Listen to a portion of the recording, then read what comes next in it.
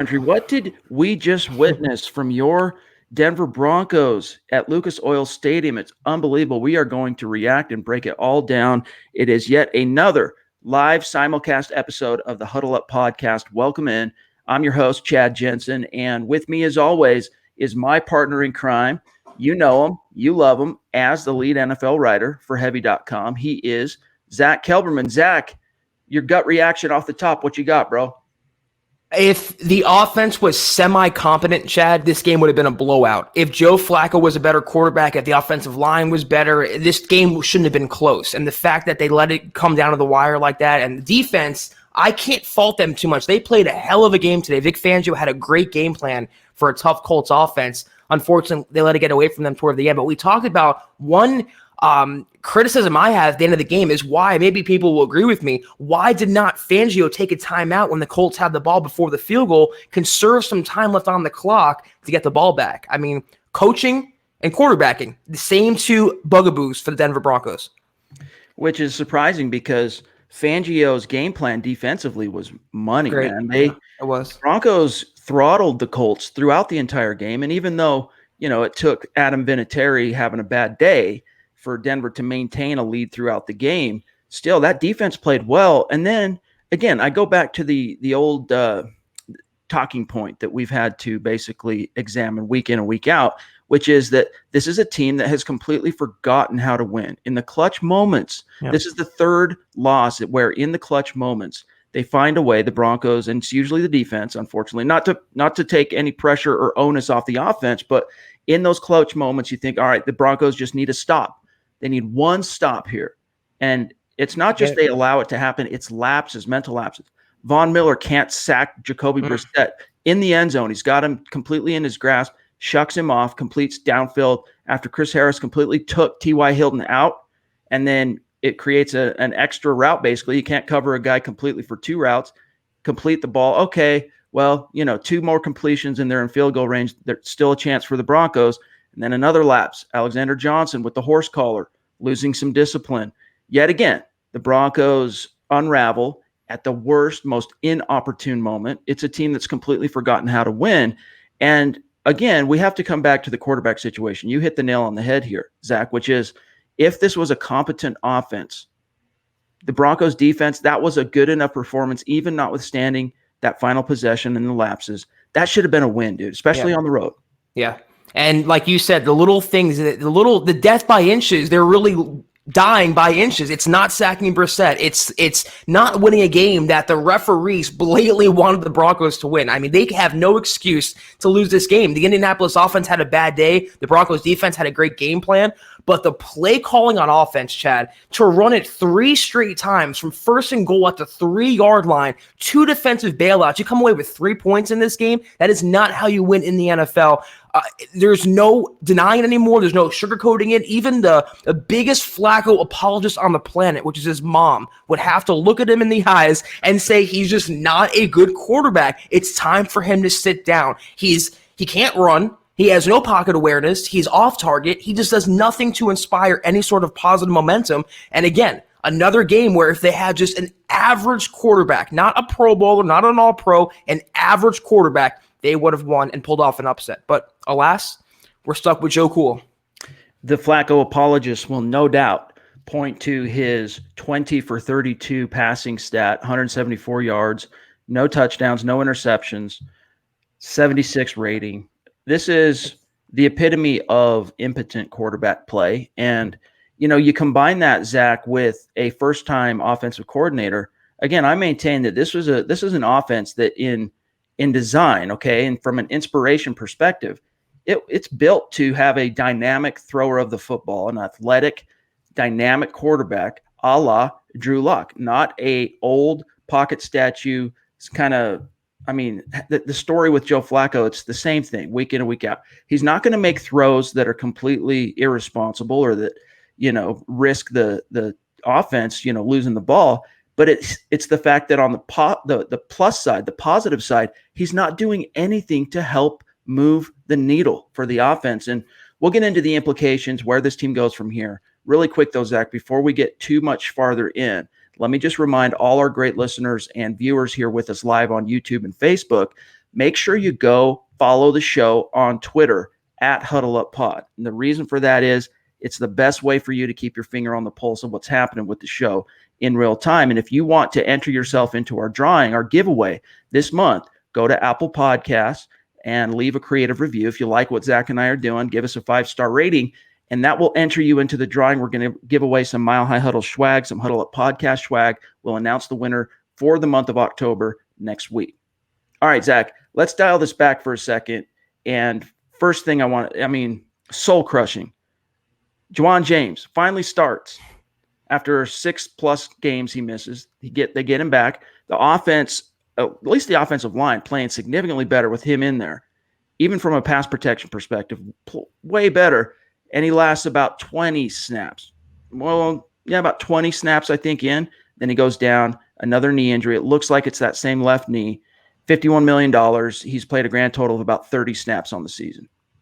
That's what you get when you sign perennially injured players, and Elway has a tendency to do that, and those injured players get injured. Look at Hireman today. I mean, it's the proclivity to happen to them, and that's what happens when you spend a record-setting contract on a guy that a team like the Dolphins was willing to let get away. And there was that report, Chad, that the Dolphins felt like the Broncos got a whoopee cushion. They were, quote-unquote, laughing at the Broncos for signing James, and we're seeing why now. The guy is good when he's on the field, but he's rarely on the field, and you can't make the club in the tub, and you can't help the club on the trainer's table. It's unfortunate. He's a good tackle, but it seems like the Broncos got a lemon, and that's a lot of money to spend on a lemon. And he's done, basically what his first half season in Denver has done is nothing to repudiate the reputation he built up in Miami as being an injury milker. All right. If he gets hurt, not necessarily injury prone, but when he does get hurt, because all NFL players get hurt, they get banged up in season.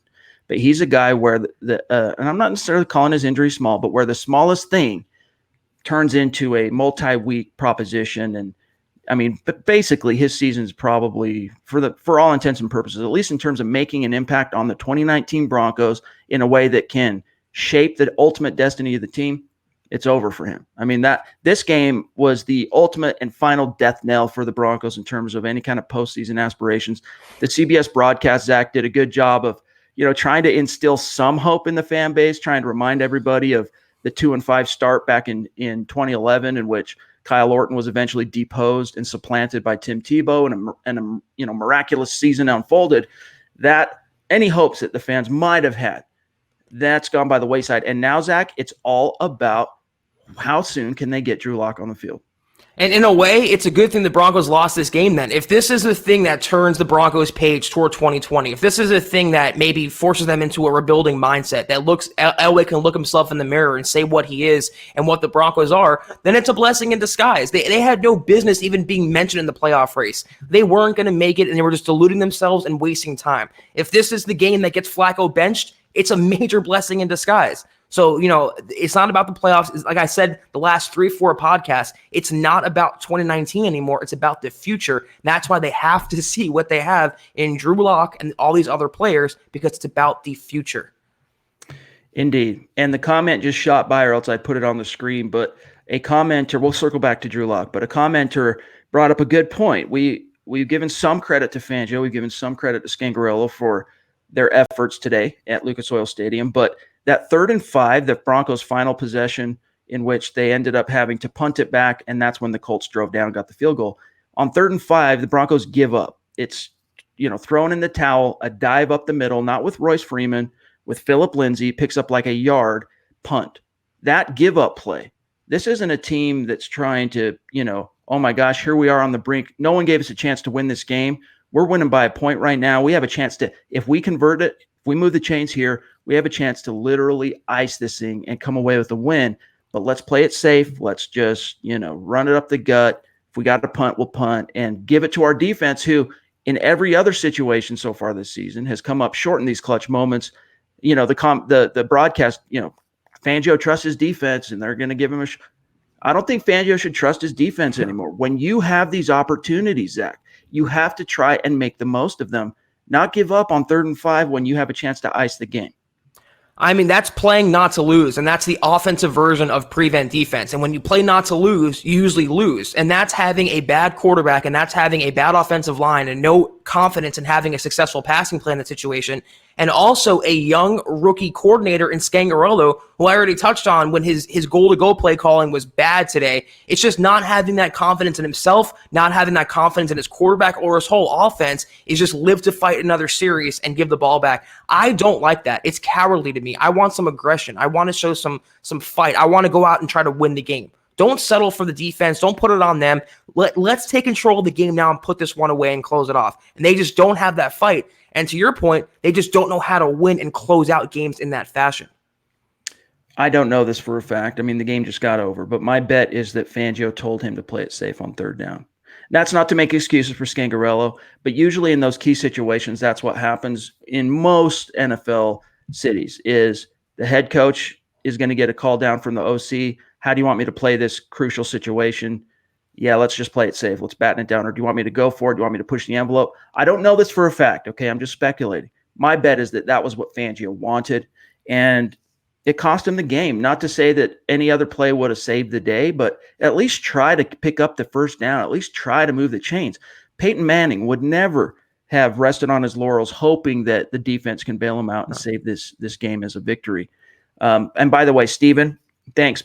You have been a massive supporter on Super Chat of the Huddle Up podcast. Big thanks to you, my brother. Thank you, by the way, just a quick reminder to everybody, Super Chat, if you're on YouTube, you can donate to the podcast like Steven has here. We've got some things that we're cooking up for our awesome Super Chat donations that we'll be announcing here very, very soon. So thank you very much, Steven, as always. Let's talk about this, Zach. From Adam, what do you think needs to happen for Elway or the coaches to finally bench Joe Flacco? What's going to be the straw that breaks this camel's back? I would think injury to Flacco, and I'm not hoping for an injury, but I thought he was banged up a couple times here, and this would have been the thing to take into the Week 10 bye, and this would be the thing to transition to Drew Lock. I can't even say that a horrible game would force the Broncos to make that switch. It's obvious they don't believe in Drew Lock now. It's obvious they still believe in Joe Flacco. So even if Flacco threw 5 interceptions in a game, I don't think it'd be enough. The only way now I see of Lock getting on the field anytime in the short term is an injury to Flacco. Jacob says Drew Lock should start and will be beyond able to by December 1st with the Chargers coming to Denver. So we kind of learned toward the end of last week a lot of mixed signals coming from the Broncos in the previous 10 days that Lock was going to start practicing, and then he doesn't practice. And then we find out no one on IR is practicing when they could be practicing. And then we find out through a report from Mike Kliss that it sounds like the Broncos were planning on waiting till well after the bye before they even choose to practice Drew Lock. Does this change that equation, do you think? Now, I know what you think it should do, and I think it should have long ago they should have been trying to get a healthy Drew Lock. He is 100% healthy now, folks, on the field as soon as possible. But in your mind, knowing what we know about Elway, knowing what we know about Fangio, do you think this was a straw that could move the needle in terms of, all right, let's face facts, this season is the lost season. We need to try and focus on what it's going to take to get Lock on the field, protect him, but we got to start the clock. I just don't see if that Kansas City didn't do anything, if they came out after that Kansas City loss and expressed more confidence in Flacco or less confidence in Lock, I mean, why would this be the game that would lead to Flacco's benching? To me, it's just going to seem like it's going to take an injury to Joe Flacco. And even December 1st, even in that Chargers game, that's not enough time to get an audition tape for Drew Lock going. If we see him for 1 or 2 games, you still don't know what you have in the guy yet. So all they're going to do is waste time and drag this out more. It's either you play Lock now or in the very short-term future, or you don't play him at all. They really have 2 options. They can't fence it with Drew Lock in the situation. John is still apologizing in a sense, no offense, John, for Flacco. He says, still not going to blame Flacco completely. Y'all are tripping. How about at the 50, can't advance because of penalties and poor offensive line play? Would like to see what you two would do back there. How about Vaughn's missed tackle? 0-4 start, 0-4 first quarter, 2-2 second quarter. At least we're improving. Oh, we did miss Sanders today too. Wide receiver offensive penalties. Well, I would get killed back there. I mean, I'm almost 40 years old, probably about 25 pounds overweight. I'm not saying I could do a better job than Joe Flacco. That's not my job. But I think the Broncos have someone, Zach, on this roster chilling on IR that could do better. And in fact, I think even today they had a quarterback sitting on the bench that could have done better for this team by the name of Brandon Allen. Joe Flacco is a complete waste and bust. The Broncos are spinning their wheels and mired in this delusion that Flacco is 34 years old and still in his prime. Elway tried to recapitulate and recapture the magic he created with Peyton Manning, with Case Keenum. Didn't work. Tried to keep that fire burning with Joe Flacco. It didn't work. All right, look, it was a model that worked for you once. We can understand you tried to do it again, but now it's time to face facts, turn over the coin, turn over the leaf, and try a different tact. I don't get the ad hominem here. I mean, I'm not getting paid $19 million, 18.5 to play quarterback in the NFL. If I was, at least I can throw for a touchdown. Maybe I can run around more. It's just, it's apples and bowling balls here. In terms of Sanders, the Broncos traded the guy away. It's not like they cut him. He wanted his release. His departure. They knew what they were getting there. Penalties, these refs were in the Broncos' pocket most of the afternoon. There's no more excuses for Flacco. You can talk about the Broncos making improvement. Hell, they were blown out last week and they lost a game they should have won today if they had an offense. They're not showing any sort of signs of offensive progress at all. They're going backward.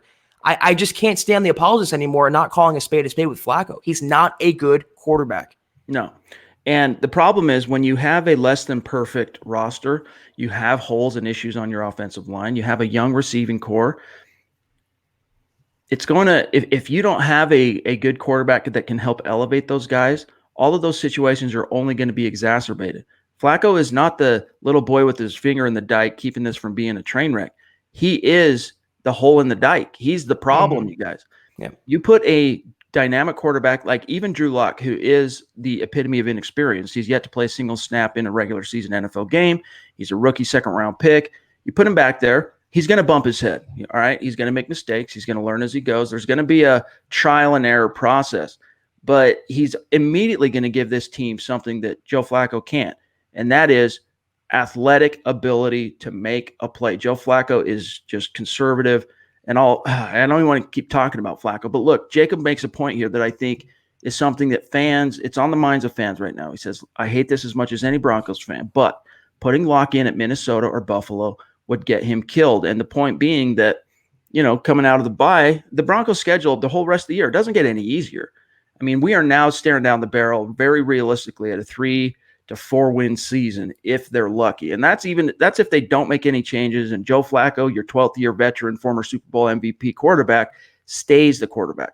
Now going into these two games, which is kind of what you circle coming out of the bye for possibility for Locke, it's a fair point that Minnesota's defense, Buffalo's defense, you want to talk about a trial by fire. That's probably the biggest thing right now, Zach, that's holding back John Elway from just biting the bullet is fear of loss. But I think, Jacob, I honestly think at this point, they just have to rip that Band-Aid off. They have to be motivated by hope for gain and look at this instead of fear of loss and look at this through the prism of if it's sink or swim for Drew Lock. This is how he's going to learn if he can't rise to the occasion. This is the NFL, dude. This is how it works in the NFL. If you can't come in and hold your own against a stingy or stiff opponent, you don't belong in the league, Zach. We talked about this in the last pod chat. There's never going to be a perfect scenario to play Drew Lock. They're not going to wait until the offensive line is rebuilt and they have this whole litany of pass catchers for him. They have to throw him in now. Like Chad said, he's going to take his lumps. They're inevitable. It's just going to happen with any rookie quarterback. Look at Minshew. Look at Daniel Jones. They have some successful plays on tape, though. Those teams, as inept as they are, even Haskins in Washington with Keenum being concussed now, they're knowing what they have in their young quarterbacks. They're playing young defenses, but what a cowardly mentality. Oh, we're not going to play the guy we traded up for because we're scared that he's not going to do well. We're scared that our men can't match up with their men. What kind of mentality is that in the NFL to play? You have a young kid here. He's going to come in and be at least more mobile than Joe Flacco, have just as good as an arm, and at least give some energy, some passion, some fight to this offense. There is literally no downside. If he gets sacked, he gets sacked. If he throws a pick, he throws a pick. But at least you would know. And let me tell you something right now. If he's anywhere near a franchise-type quarterback, he will overcome those mismatches. He will overcome facing a bad defense. He will lift the play of everyone around him, unlike what we've seen in Joe Flacco. If Drew Lock is that guy, he can do that, but we have to know if he's capable of doing that. It's very, very simple. Besides, what are you going to do? And look at it like this, Jacob, and anyone else who's, thinking down this road. What are you going to do? You're going to wait till the Broncos eventually draw the Miami Dolphins on the schedule to play Drew Lock? That's what I'm saying. It's the NFL, man. Every opponent's going to be tough. Every opponent's going to represent and present different obstacles and threats and problems. And, you just got to roll with the punches. This is the NFL. Now, let's change the channel here and talk about what JTG is saying here. Y'all stop blaming Vaughn. He misses one tackle. Yes, could have ended the game, but Jacoby is huge and hard to tackle. Look, Vaughn played okay today in Lucas Oil Stadium. He was a beast against the run. He got a half sack that was credited the other half to Josie Jewell. But that's a play. You don't have an excuse to miss that play, dude. That's where the players, like Elway talks about, great players need to play great. And I always add on to that, and they need to come up big in big situations. And that was a big situation. Vaughn allowed Jacoby Brissett to out-hustle him there. He wanted it more than Vaughn did, made the completion that basically gave the Colts all the momentum they needed to close this thing down.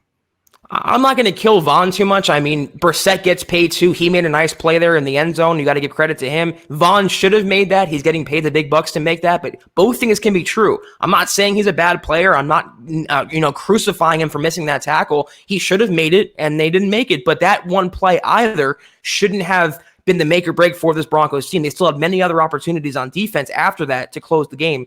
They just couldn't do it. King Stacy says, trade Von Miller, please. He cost the game. He should have got the sack and made a safety. I'm not saying that. I'm not saying trade Von Miller by any stretch. And Von wants to stay here. The only thing, and I've maintained this throughout the entire season, the only way Von Miller ever becomes a part of the trade conversation if he tries to force his way out of town. And he made that clear last week in the wake of the Emmanuel Sanders trade. He's going down with the ship. He's not happy with the way things are. He thinks it sucks the Broncos are living in a world of suck. He's not happy with that, but he wants players here who want to be Broncos. That means he's going to stay a Bronco. He doesn't want to leave. He's going to weather this storm and stick around long enough to figure it out. But the team needs him, and maybe once – and this is where it comes back to, Zach, we hear the coaches talk about, you don't make a change just for the sake of change. Sometimes you do have to make a change just for the sake of change, because what you're doing is you're looking for a spark. Any kind of hope or spark that can turn the ship around. And there's no guarantee that Drew Lock presents that spark. But I think it has a much better odds of working, especially 8 games now into the season. You're 2-6. This is a model that is just simply not working. Now, Adam says, do you think Elway has PTSD from the Paxton Lynch era and is scared to ruin Lock's confidence? Once a QB loses their confidence, it's very difficult to be successful. I want to see him play. I think he's very much governed from a decision-making perspective from the traumatic effects of the Paxton Lynch bust. Yes, but Zach, the bottom line is I think he's being too sensitive to the possibility that Lock's confidence might be affected if they just throw him in. Look, no one's advocating for Lock to play today. He needs to get a couple of weeks of practice under his belt. He's been inactive basically for, 3 months. Get him those 2 weeks, Zach. Get him ready. Invest all of your offensive coaching into that process of getting him ready, and then let the chips fall. It's funny because I remember, I believe it was last year in 2018 before the draft. I remember writing something some rumor that came out that said Elway was trigger shy now about getting a quarterback in the draft because of Paxton Lynch. So there might be some truth to that, but he can't lean on that either. They're not the same player. It's not the same situation, not the same prospect. You can't hide behind one failure and then not play a guy because you're worried about failure. You're doing more damage by not playing Drew Lock than by playing him. So he can't hide behind the Paxton Lynch excuse. Yeah, he was a bust, but Lynch and Lock are two different players completely. And I think if he puts Lock in, it's not going to have any of the same problems like he had with Lynch. Stray says, Flacco just got done criticizing the play calling, saying they're afraid to be aggressive. He didn't like the 3rd and 5 call, not going forward on 4th down. He said the team is scared of losing. And that's true. And you know what's another indictment on Flacco? He's a 12th-year veteran. How come he is not allowed to change the play at the line of scrimmage? Why? Right. With a rookie coordinator, too. What the heck, dude? I mean, is he a 12th-year vet or isn't he? Is he a Super Bowl champion or isn't he? Is he a leader or isn't he? Is he alive? Is his name a pulse? Exactly. But yeah, I mean, that's an indictment when your rookie first-year offensive play caller doesn't even trust your 12th-year prime franchise quarterback to change the play at the line of scrimmage. Now, if I'm Joe Flacco, I can throw my OC under the bus after the game Look what that did for Emmanuel Sanders' fortunes, by the way. But at the end of the day, I could have said, look, guys, I just got a really crappy call in my ear. They want us to give up and just dive on 3rd and 5. They're going to stack the box. They just want us to run the ball, and we're going to punt it away. To hell with that. Let's run X, Y, ziggle, C, right, blah, blah, blah. Let's try and pick this first down up. But Flacco didn't do it. So at the end of the day, he can criticize the play calling, but the ball's in his hands. He's the man with the ball. Do something about it. I don't even think he has the interest in changing the play. He strikes me as a guy who, whatever play he gets, okay, we're going to do it. He's the definition to me of going through the motions, and that's the perfect example of that, is not taking any sort of command of the huddle, not being any sort of a leader for this team, and that's why he's just as big as a problem as anything else, as the play calling, as the coaching. Joe Flacco is bringing this team down. Christy says, Elway does not want to create another Lynch situation. Not saying Locke is a Lynch, but Elway has that hovering in his mind. And I could not agree more. Let's face it, like if the Paxton Lynch bust had never happened, let's say that pick had never been made, and let's say Brock Osweiler didn't defect to Houston and he stayed home in Denver and re-signed, and that whole thing just didn't work out, and they end up drafting Drew Lock in the 2nd round again this year, just like they did, I don't think Elway would be nearly as sensitive and trigger shy, to use that awesome word that you said, Zach, with regard to Lock. It's very much the after effects, PTSD of the Paxton Lynch bust.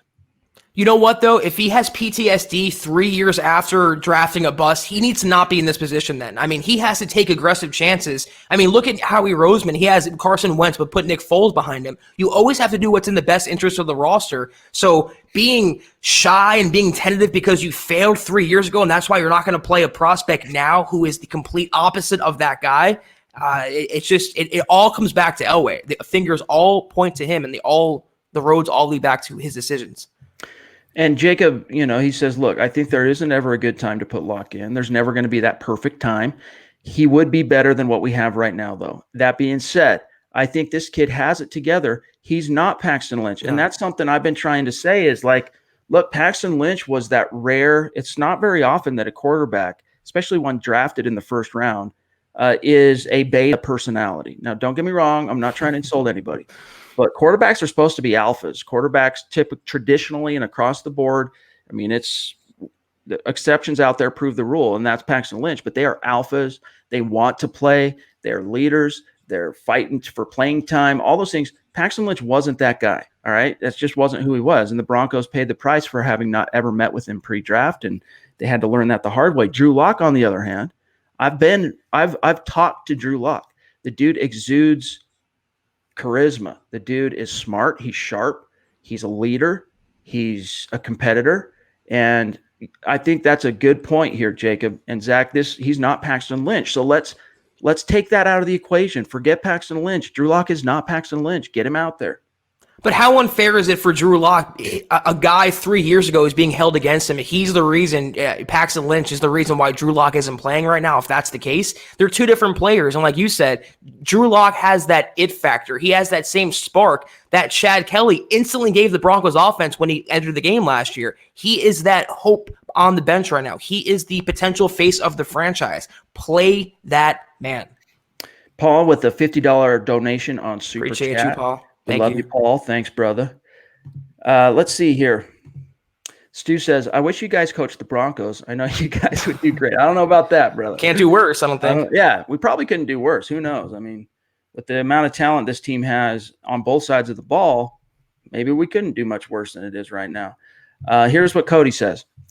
I just was asking why we aren't making more of the Scangarello situation. Then Flacco at the podium says, I just feel like we do what we have to lose. Why can't we be aggressive in some of these situations? And, again, I understand that if he's not allowed to make the change at the line and he's got to accept the call that comes in from his coach and all that, it's one thing to take exception to the play calling. But, Zach, the Broncos do not like when you speak negatively about or question the coaches in the public arena. Emmanuel Sanders knew that. He waited after he'd asked for a trade. After last week's loss against the Chiefs, he finally said, screw it, criticized the play calling publicly. He was out the door. If Joe Flacco wants to lose his job, that's a good way to do it. Criticize Rich Scangarello. They shouldn't stand for it either. This is not a guy coming in and throwing 3-4 touchdowns a game, putting up 300 yards. I mean, 100 and something yards, no touchdowns, no picks. He's not lighting the world on fire. And to not even take some sort of accountability to pass the buck off to your first-time offensive coordinator, who's also in over his head, I don't like that from Joe Flacco. To me, the guy is regressing now as a person, not just as a player. To come on the podium and say something like that, that's not going to fly, I don't think, very well in Elway's office. And for all of us hoping for Drew Lock, that might be the final straw that broke the camel's back. We can only hope. Stu coming in with a $3.99 donation on Super Chat. Thank you, Stu. But then he says, if Lock was drafted 10th overall, where the Broncos originally sat before they traded back and then took Noah Fant, he'd be playing already. Do you subscribe to that? Do you think if he was the Broncos' 10th overall pick, he'd be out there? There'd be more pressure to get him out there, but the injury, I think they can hide behind that, not playing their. Now, I think even the injury would make that more crucial, more paramount. Oh, we don't want to play our 10th overall pick. We don't want to play our first round pick because he was injured. We want to wait till he's perfectly healthy. So I think that would work against them in both ways, but for sure there'd be more pressure on Elway to play the first round pick as opposed to the second round pick. Billy says, anyone remember Lamar Jackson getting put in as a starter over Flacco in Baltimore? Jackson had ups and downs and was a huge learning curve for him and allowed him to be even better this year. The same situation possibly for Locke. And that's a point we've been trying to make. Very well said there, Billy. The Broncos don't know what can happen with Locke. And that's scary, because you worry about him becoming this massive bust. But at the same time, the Ravens bit the bullet. They did what they had to do because Flacco, A, was injured, and B, by the time he was healthy a week later, Jackson had done enough in that one relief performance of Joe Flacco for the team to go, let's just see how this goes. And they've never looked back. And the Baltimore Ravens are now significantly farther on down the road as an organization than the Broncos are right now. You have to take that chance. Nothing risked, nothing gained. And at this point, you drafted him. You were almost willing to take him with the 10th pick overall. He was almost that pick anyway. You drafted him, though, Zach. Get him out on the field. What does it say, though, that the Ravens went with a quarterback last year in Jackson who literally couldn't throw the ball? They were that over Flacco's lack of mobility, that lack of playmaking ability. They went with a quarterback who's strictly a runner. And now Jackson has progressed in his second season, but the Ravens took that chance, like you said, Chad. They bit the bullet. It wasn't a popular move. That was their Super Bowl winning quarterback, but they had the young blood on the bench, and they knew when it was time to go to that young blood. I just wish the Broncos would take the same cues from the Ravens. Chris coming in with a $21 donation on Thank you, Chris. Chat. Appreciate you. He says, definitely sad to see the same story played out in the last 2 minutes of the game yet again this year. 3 times is frustrating. What's next, guys? And thank you for the sanity check. What's next? Well, next up are the Cleveland Browns in Denver next week, and that's going to be another one of these toss-up games in terms of the odds. The Broncos at home are probably going to be slightly favored depending on what happens today in the Browns-Patriots game, but odds are the Broncos are going to lose that game, and they're going to go into the bye at 2-7.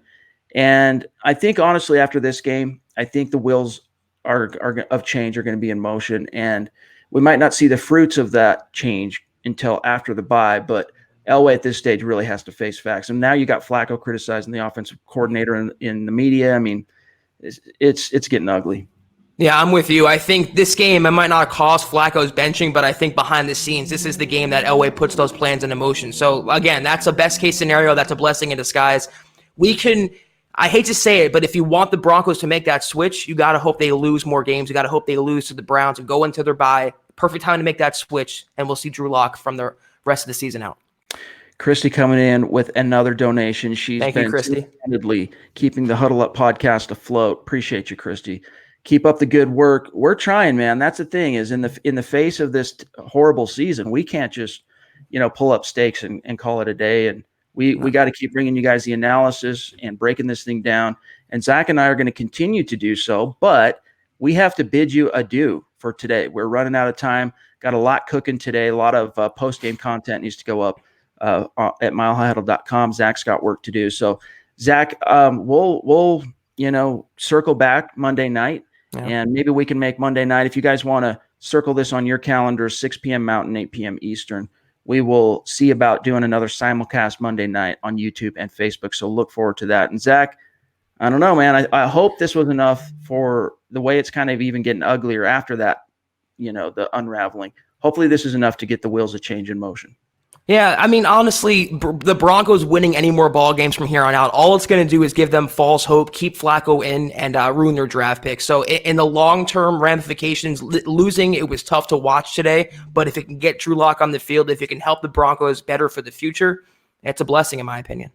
Enoch, we got to get this one for Enoch. $10 donation on Thank Super you. Chat. Appreciate you. If a rebuild begins, does Elway deserve to be the one to rebuild the team? Fair question. Deserve? I don't know. That's a tough one because he did bring this team a world championship as a GM. But how much time, how much window does that give him? How much rope does that give him? Because it's not like these last 3.5 years have just kind of not been disappointing. They've come close. I mean, it's 2016. If each successive year was like 2016, 9-7, you're just barely missing the playoffs. You're this close. A couple of flips of the coin here and there, and you'd have been in the playoffs. It'd be one thing.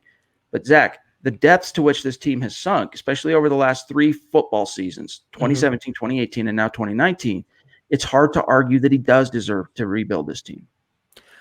To me, it depends on his contract. I mean, if he had a longer-term contract in place, if he had more years in front of him, I can see him getting a full-scale rebuild, new quarterback. He has a new head coach. He was going to chalk that up to a honeymoon, year anyway.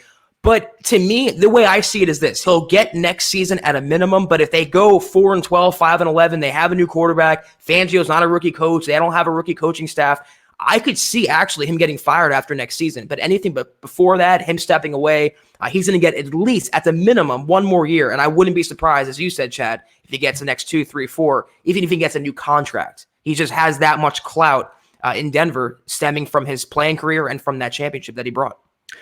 Here's the message we want to leave with you as we sign off from Christian here. Make the QB change. It has to happen. And it can't happen overnight because you need to get Drew Lock some actual practice reps. But get those wheels in motion. Get him out on the field as soon as is humanly possible. But you guys, that's got to do it for today. Thank you for joining us live, all our simulcast viewers currently on Facebook and YouTube. All of our awesome donations on Super Chat. You guys have no idea how much we appreciate that. It goes a long, long way. And then circle back. We'll be here live again tomorrow night, Monday night at 6 p.m. Mountain, 8 p.m. Eastern. And that'll do it for today. Keep your chin up, Broncos country. For Zach Kelberman, I'm Chad Jensen. We will talk to you guys tomorrow.